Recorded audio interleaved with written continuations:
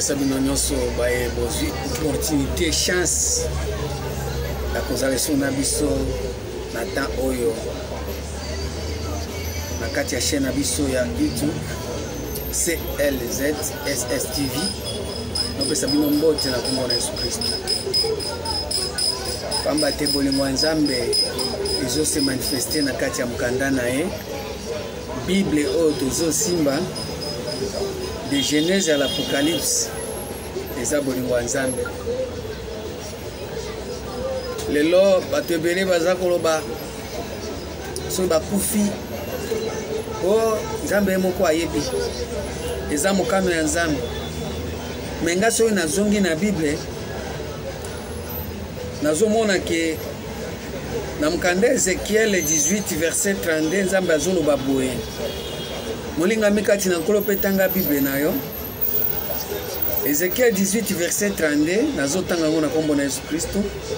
Car je ne désire pas la mort de celui qui meurt, dit le Seigneur l'Éternel.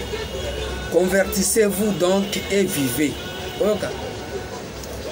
Nzambe alobi yazo désirer te muto akufa. Car je ne désire pas la mort de celui qui meurt, dit le Seigneur l'Éternel. Convertissez-vous donc et vivez. Problème Nzambe ezali bato ba se convertir. Tango yo olingi ko se convertir te nde ozokutana na liwa. Or liwa wana Nzambe ayebi yango te. Ya dengi yango pe te, désiré yango te. O Nzambe moko nde alingi. Non. Ye moko alobi Ézéchiel 18 verset 32. 1 Corinthiens 15 verset 50. 1 Corinthiens 15 verset 50 elobi boye.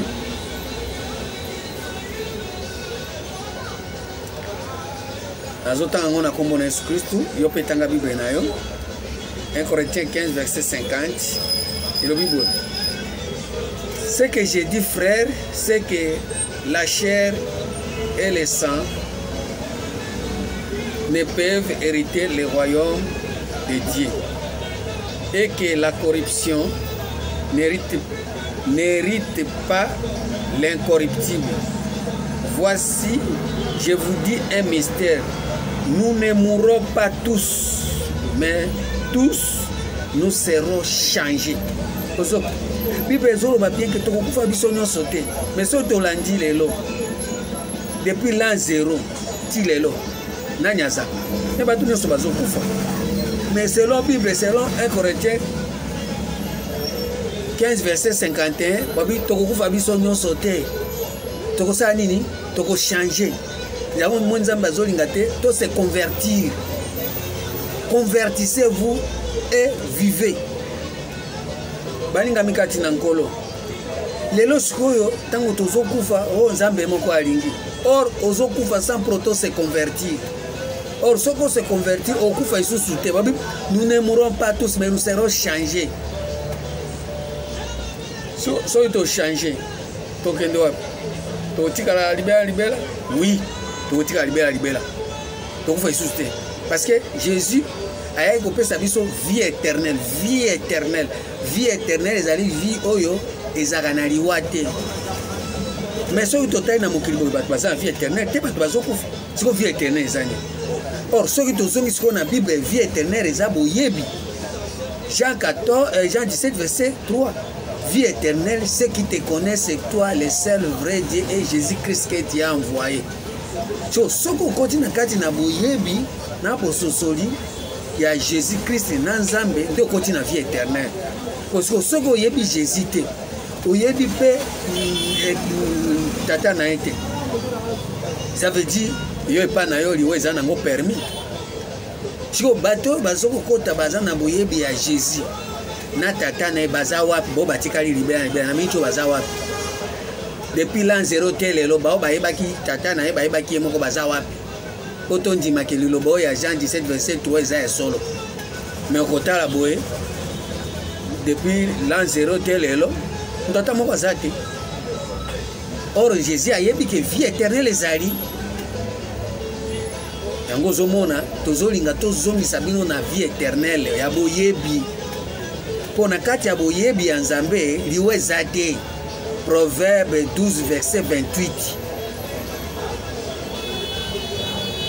Tanga Bible na moninga mi Bible fo esengeli loba. Aussi bon messeni ko loba ba prophète ba lobi ba pasteur ba lobi mais bozui Bible bokangisha ngo munoko. Proverbe 12 verset 28. Et le Bible, on a comme Jésus-Christ. La vie est dans les sentiers de la justice. Comment du côté vieux ça? La vie est dans les sentiers de la justice. La mort n'est pas dans les chemins qu'elle trace. Babi kuna liwe zates. Sentier de la justice est les vieux ça kuna liwe za la raté. Yango moni Jésus papa na ya zolo ba bien que alingaka te to kufa po alingaka nde to tambo na nzela chemin ya justice po soki ozotambo na chemin ya justice te ba chemin nyonso kotamboleza ya liwa ya moni Jésus moko azobeta to lobi je suis le chemin. Quel chemin? Chemin de la justice. Siko ndeko na ngai chemin de la justice oyo ememaka bato na immortalité ezalaka wapi? Ezalaka wapi? Pour mutu ayebi chemin wana ce n'est que l'unique Jésus-Christ. Mais lelo batu nyonso bazokufa, ça veut dire so ozokufa, ça veut dire tikala kotambola na chemin de la justice. Oh Jésus c'est le chemin de la justice. Soki pe ozana pasteur na ozana sango mokonzi ozana ndeko na assemblée amingi akufi, ça veut dire tikala kotambola na chemin wana te. Siko tango Nzambe azolo baliwa nini? Po batu nyonso bazotambola na chemin de la justice te bango nde bakokufa, mais bazotambola na chemin de la justice liwe ezalaka kuna te. Yango moni Nzambe azoloba ye moko na mukanda 1 Corinthiens 3 verset 21 à 23. Le Bible 1 Corinthiens 3 verset 21 à 23 et le Bible. Notamment on a compris Jésus-Christ. Que personne donc ne mette sa gloire dans des hommes, car tout est en vous. Soit Paul, soit Apollos, soit Céphas, soit le monde, soit la vie, soit la mort.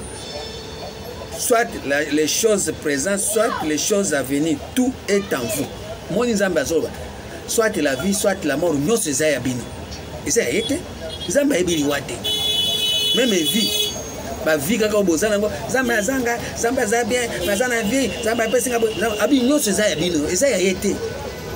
Tout est en vous et vous êtes en Christ et Christ est en Dieu. Moi je dis Christ ndiye aza Nzambe.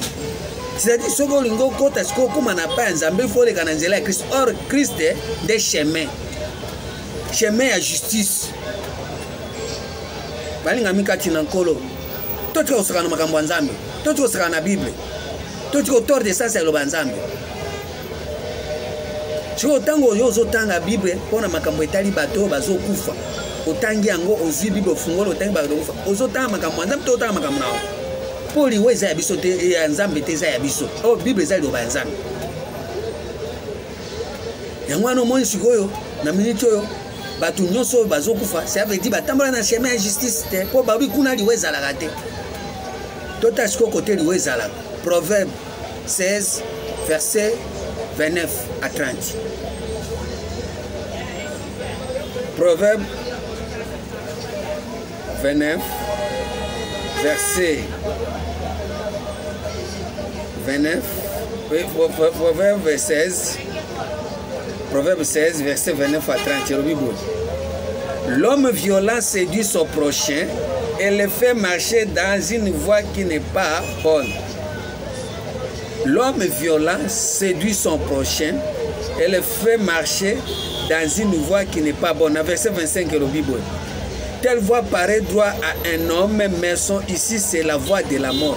Telle voie paraît droit à un homme, mais son ici c'est la voie de la mort. Zela ezomona na malamu pa mutu, mais yeba ke ezomema mutu wapi na kufa. Nde zela nini wana? Ça veut dire zela wana ezanga justice, siko ezalaka wapi?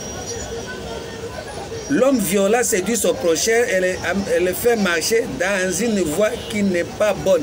Voie wana zela na eza bonne tende ezanzela ezanga justice. Ndenge eza bonne te ezomema bato wapi na kufa. Zela siko emema bato na kufa ezalaka wapi? Eza kote nini? Proverbe 15 verset 24. tikaka proverbe lobanano olekisi proverbe 15 verset 24 elobi boye. Pour les sages, les sentiers de la vie mènent en haut, afin qu'ils se détournent de ce jour de mort qui est en bas. Comment est-ce que zokande nzela oyo ememaka bato na liwa ezalaka na se, nzela oyo ememaka bato na justice ezalaka na likolo. Sikoyo yo depuis otanga Bible bamemaka yo wapi?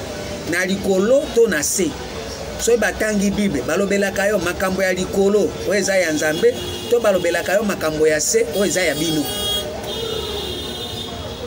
oyo eza ya bato, oyo eza ya mokili. Omoni place liwa efandi. Siko tango yo zoloba ke Nzambe nde alingaki liwa, ozoloba liwa nini?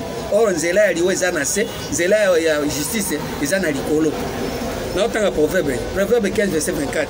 Pour les sages, les sentiers de la vie mènent en haut, afin qu'ils détournent du séjour de mort qui est en bas.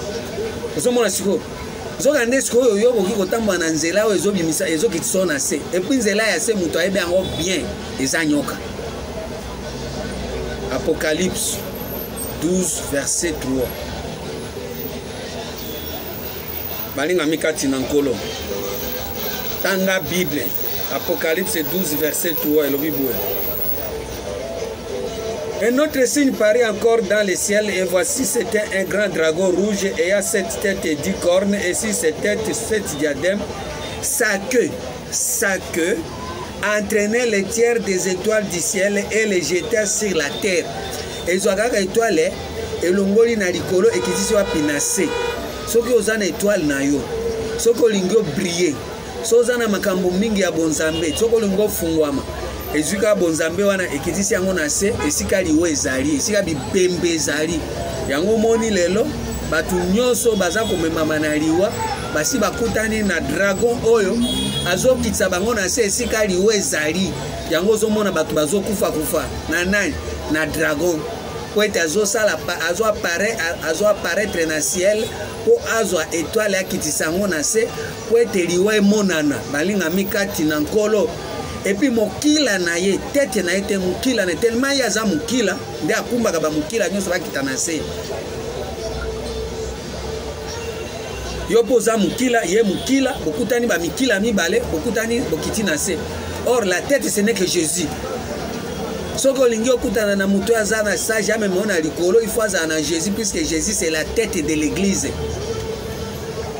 Or lelo Jésus ce n'est que la parole. Muto akoteya liloba atangi Bible amemeli liloba tango azomema liloba oleya biso makambo ya Nzambe, makambo ya mbinguni, makambo ya mabomba mi ya Nzambe, ba révélation makambo ya Nzambe. Non, abandeli histoire atieli bikeko. Or Nzambe azoloba na mukanda Exode 20 verset 17, ne tuez pas. Zokande tango yo azomemela na se azoboma yo. Combien de personnes basi bazui ba étoile na bakitisi yango na se. Makambo ya Nzambe ole ba yebiso makambo ya bonzambe bazozwa bazobondela yo na maloba ya Nzambe po ba yebiso makambo esepesaka yo. Et puis ozomona elengi nzokande bazozwa étoile na bakitisi yango na se po koma mukila. Okozala mutu deva bazoba. Ozala mutu deva libota na yo, ozala mutu na église na yo, mais deva Nzambe oza mukila. Po Nzambe nde ayebi esika vie ezali, ayebi esika liwe ezali.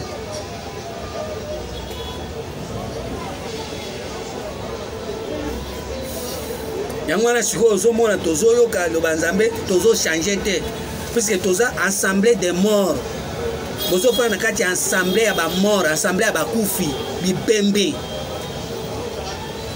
Esika oyo ata soki bateli liloba mbongo ama eza te, changement eza te, liloba eza koefekte mutu ata moko te, bato bazaka ndenge moko bazochange te, bazomona kwa mboka eza bango, mokili eza bango, bamemi yango na mutu.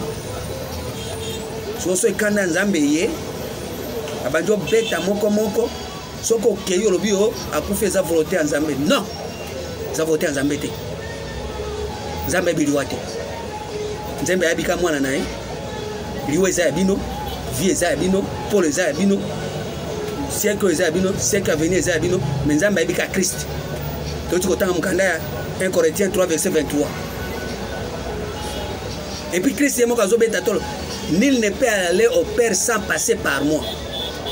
mais bino bolingi koleka na nzela Yesu te amema bino na likolo, amema bino na bonzambe, amatisa bino na dimension, afungola bino mayele, apesa bino bwanya, apesa bino boyebi bososo l'intelligence. Boboya intelligence. Bozwi libanga wana bobwakisi yango. Libanga esengeli botongela yango bomo ina bino bobwakisi yango. Yango siko ekomi pierre angulaire obati kokata bino ba mutu. Pona nini? Po bosambela nano te.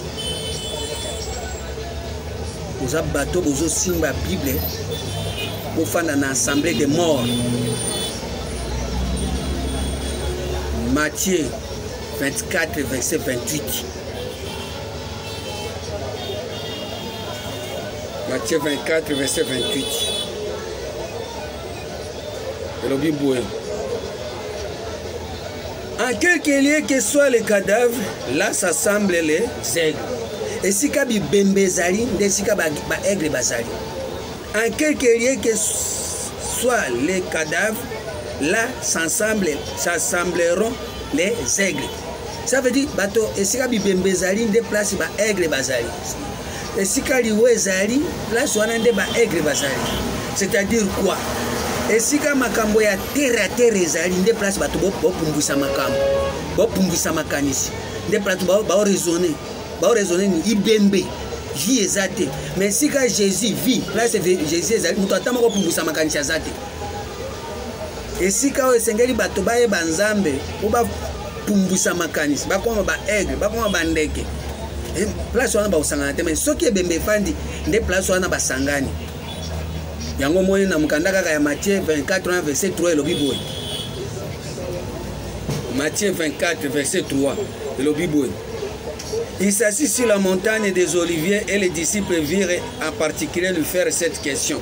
Dites-nous, quand cela arrivera-t-il et quel sera le signe de ton avènement et de la fin du monde? Ah, c'est que Jésus alingi à mettre fin na monde. Monde nini? Monde oyo bato balingi te Jésus azala roi. Puisque toza na monde ya Jésus oyo esengeli azala roi a régner, toza pe na monde ya diable. Oh ye diable azo régner, toza ka na deux mondes. Monde za ya diable na ya Jésus esili. Ba monde mususu eza etali Jésus te. Toza na deux mondes. Na ko démontrer ngo na Bible.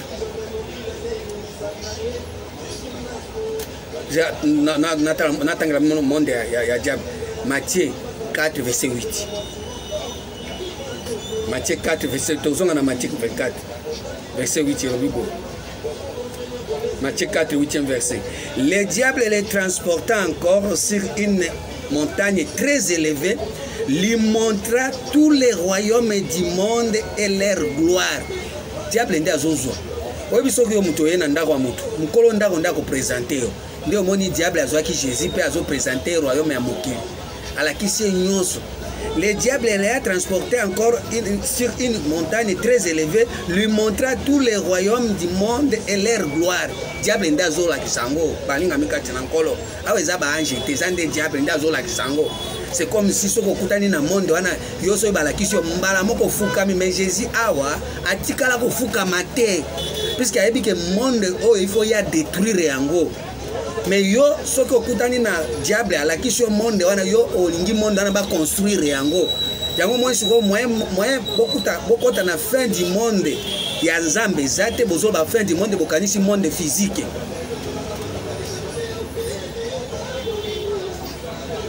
Et lui dit, je te donnerai toutes ces choses et je te donnerai toutes ces choses si tu te prosternes et m'adorer. Ozo mona diable azana monde nae. Alors biso kaka Jésus afukameli akopesa ye. Jésus pesa na monde nae, soki pe Satan afukami akopesa pe ete.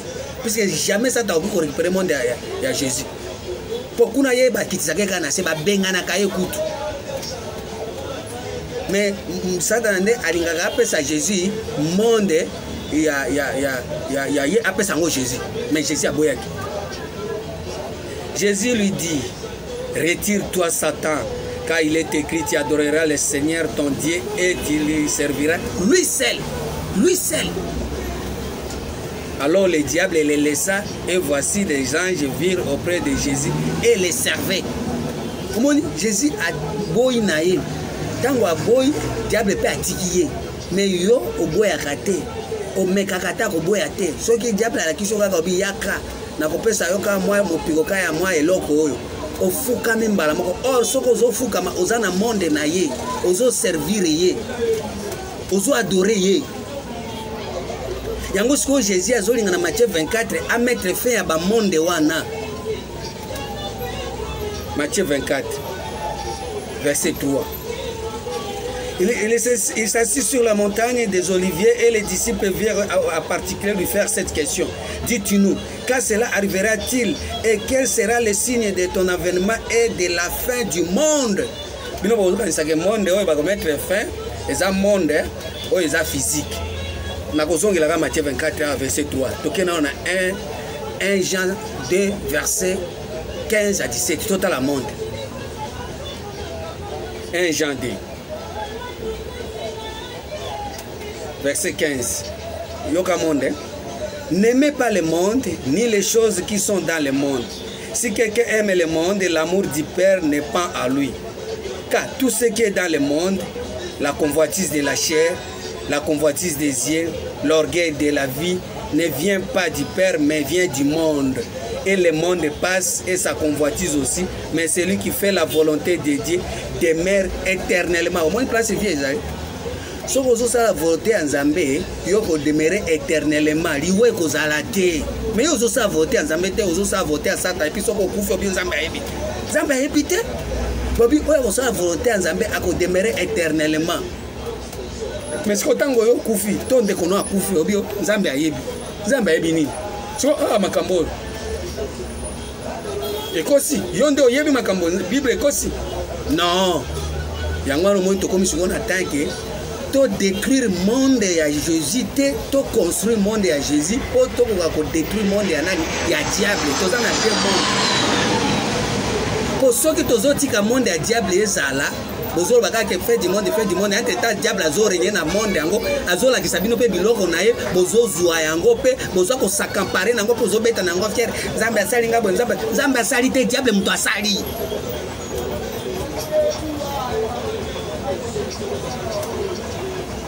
Matthieu 24, verset 3.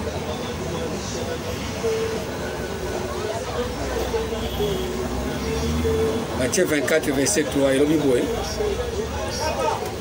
Jésus leur répondit, prenez garde que personne ne vous séduise. Moi, si vous attention, vous doit séduire binote. Mais yo, pas na yo séduction, eza bilei na yo ya mukolo na mukolo. Ce qui va séduire yo muke. Na moi histoire kaka yaka ndeko mone eza boye soko ke kopo oyo osali boye okozwa boye après mutu wana tokotiela poison boye na boye okoti pe osali dégâts poza na monde ya diable mutu wana tokobela ye tokosala ye je blague to séduire ye tango akoya et puis tosali bisala sala ondimi pe bosali pe misala ya bino. Et puis, nous avons un Nzambe Nzambe a yebite oza kosala na monde ya diable oza mukila. Car plusieurs viendront sous mon nom disant c'est moi qui suis le Christ et ils séduiront beaucoup de gens. Bato bakoya na monde ya Jésus, c'est-à-dire quoi? Muto ayeli yo azoye biso makambo wana Jésus azate. Makambo wana eza ya bonzambe te. Makambo wana eza ya libanda ya makambo ya Nzambe. Mais après ça na kati nango alobi eza Jésus. Elingi koloba nini? Jésus ayaki pona kopesa bato bisala sala te, kolakisa bato busoba te. Jésus ayaki po ete akokisa mukano ya tata na ye na kati ya bomo ya oyo akondimela ye po ete bakoma motobo moko. Yango mo na Jean 17 prière na ye azobake nga naza na monde te bango pe baza na monde te na lingi te olongola bango na monde mais o empêcher bango na mabe. Jean 17 verset 15 à 26. Po ete mabe eza nini? Tango diable alaki sio bomengo na ye ezalaka wapi? Bomengo ya diable ezali par rapport na miso oyo afungolaka bato po mutu amona destin na ye te mais abanda kolula biloko nyonso ezali banda na ye oyo ezali ko permettre ye ke akoma na envie akoma na ba kolula lula ba parents ba pension.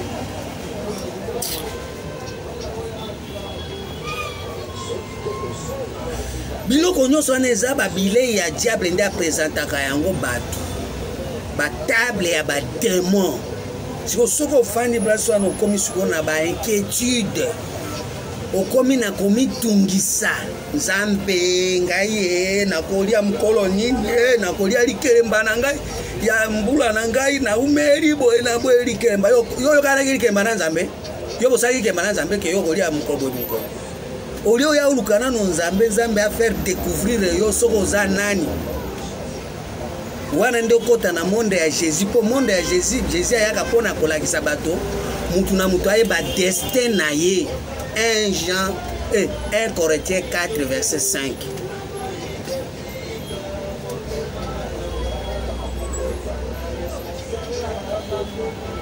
C'est pourquoi ne jugez de rien avant le temps, jusqu'à ce que vienne le Seigneur qui mettra en lumière ce qui est caché dans les ténèbres et qui manifestera les desseins de cœur. Alors chacun recevra de Dieu la louange qui lui sera due. Jésus nde akoya koéclairer destin ya motema. Jésus musala na ye yango wana. Siko yo tiki koluka Jésus a éclairer motema na yo po yeba destin na yo, oluki Jésus o ba omemela yo ya komema yo na ba masolo ya ba histoire ya Bible par rapport na homme extérieur o yazo mema yo ke diable asala mokonzi na yo. Ozo beta tolo nani mokonzi diable, nani mobiki si Satan. Et puis o kufa olobi onzambe nde alingi non. Ozalaki na katakunda mandakala assemblée de morts, assemblée ya bakufi, esika vie ezate, esika Jésus azate, esika bonzambe boyebi bwanya ezate. Bandakala ozalaki mutu ya mukufi. Yango siko biso tozoya komemela yo parole ezo kofungola yo po ete osekwa. Jésus azoya kosekwisa yo moninga mikati na nkolo. Romains 6:7. Yesu. Romains 6:7. Nani akoka makambo abwe?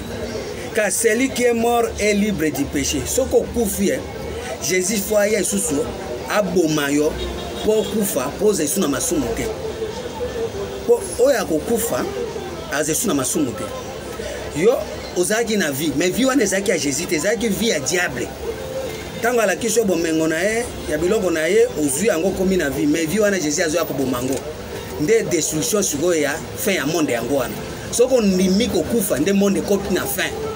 Oko kufa ndenge nini? Biloko nyonso diable apesio na monde na ye wana il faut ekufa.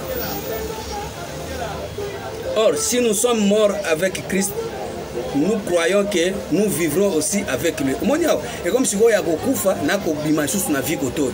Ça veut dire qu'il faut kufa na biloko ya diable, okoma na vie côté à Christ. C'est-à-dire quoi? Okufa na biloko ya apparence, okufa na biloko ya homme extérieur, o banda siko vivre na biloko ya homme intérieur, o yazana corps na ye ya kobimisa, o ekozana par rapport na boyebi na yo, par rapport na destin na yo, par rapport na vocation na yo, okoze susu kobimisa biloko par rapport na bilula lula bisenga senga biluka luka bi ko envier ba pension ba okomi na ba tension likolo ya ba biloko, o bela makasi pona nini? Ozwa kaka. Yango wana omoni tozomemela bino sikoyo Jésus oyo azolinga aboma yo, aboma monde ya apparence, monde ya homme extérieur pour être vie ya homme intérieur emonana a former corps na ye. Po corps oza nango eza corps corruptible, or tozaka pe na corps incorruptible. 1 Corinthiens 15 verset 53. Il y a aussi des corps incorruptibles. Pour ceux qui ont destin na yo, biloko nyonso kozwa ezana incorruptible. Mais ceux qui ont destin no biloko nyonso zozwa eza corruptible. Pour ceux qui ont pas diable, pour ceux qui ont par rapport na monde, pour ceux qui ont par rapport na mabe.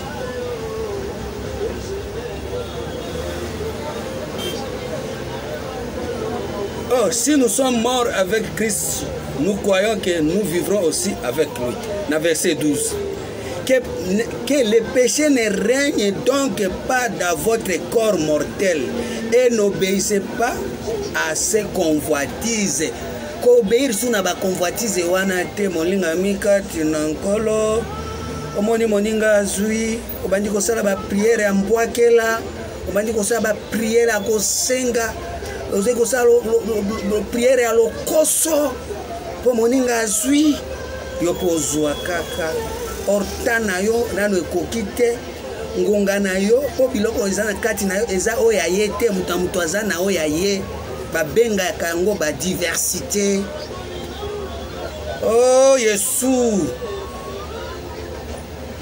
ntango ozolula wana yebaki ozozwa corps corruptible olia kozwa corps incorruptible oyo ekobimela partie ya destin na yo vocation na yo don na yo. Hey. Epi ntango koya kozwa makamo okufi oyo nzambe ayebi te. Nzambe ayebi vie éternelle.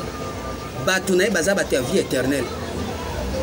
Po bato na ye baotambola na nzela ya justice ememaka bato ape likolo ape epai ya nzambe epai ya mayele epai ya bwanya epai ya boyebi epai ya bososoli. Oyo eza 3e testament.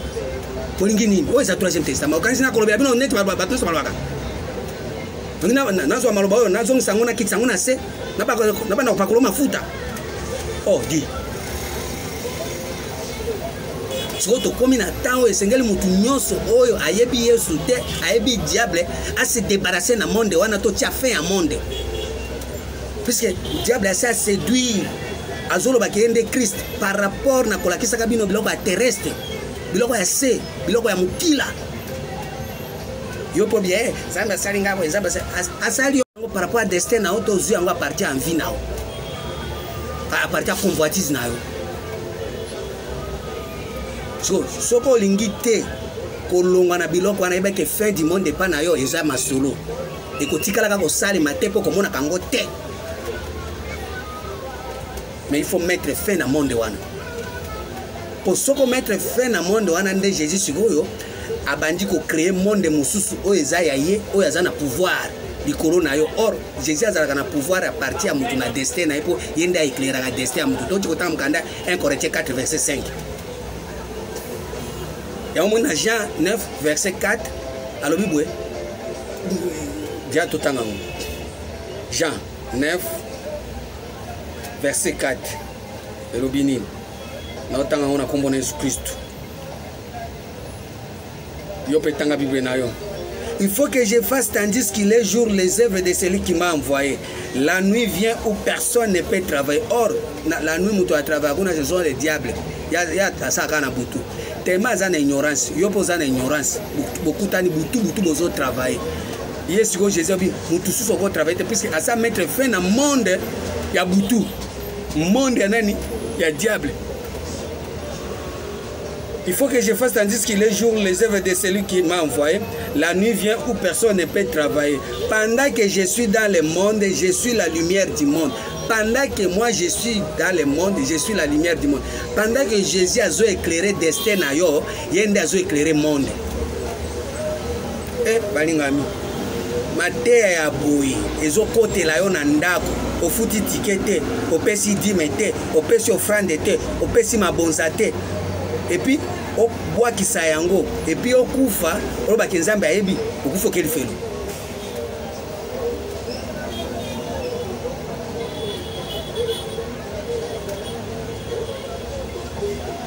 yangwana zo senga na bino bato bozolanda bo s'abonner na yebiki bozana ndisusuma du cœur na yebiki satana sakanga bino misu moi bomona biloko ezana kati na bino ezate bo sepe na bino komona ko sepe na biloko alibanda na bino oyo esika monde ezali na bo boy kokota na monde ya Jésus esika nini destin ezali po Jésus monde na eza destin ya mutu soki éclairer destin na onde azo éclairer monde mais soki yo oza kondima mutu ya libanda apparence ba éclairer yango à travers maté ba tangi bilo ba ebiso makambo ezali banda na yo yeba ke maté ya nyonso ane za ya molili bato ba travailler na butu baza pe na petit liminaire pour na ko éclairer na butu pour na mkanda Genèse 1 verset 16 ndamba tiaki ba petit liminaire pour na ko éclairer na butu baza na grand luminaire te ba na boyebi te ba na boanya te ba na bososo te ba na révélation te